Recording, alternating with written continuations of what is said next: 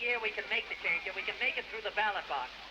Well, I met Robert Kennedy in 1962, probably. I was clerking on the Supreme Court. And then I was surprised when he was elected. I wasn't surprised about that, but I was surprised that he offered me a job working for him. I was one of two legislative assistants for the senator. John Kennedy was on the cool side, and Robert Kennedy was passionate.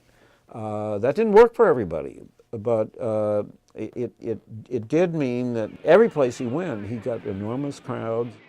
He loved children. There's so many stories of being out in a parade, in driving from one place to another in a city and picking up some child who was there who came up, and they would get into a conversation and drive all the way across town and realize that they had to take this child back.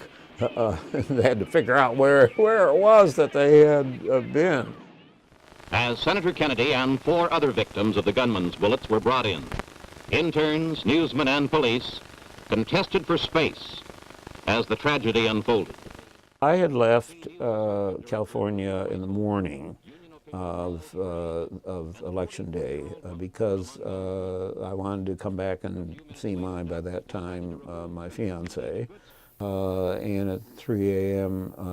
Washington time, there was a skirmish. There was some kind of noise on the television that woke us up, and we saw what had happened, and it of course was terrible. Just not believable initially that it could possibly have happened. His brother, Dr. King, and now this.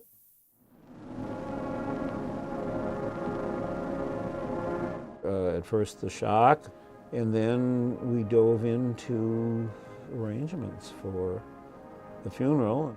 Of course, the train, but that tells you about what this man was about, because the people who were out there, they were every kind of diversity. But what you did see, which everyone on that train did, is they looked out the windows, and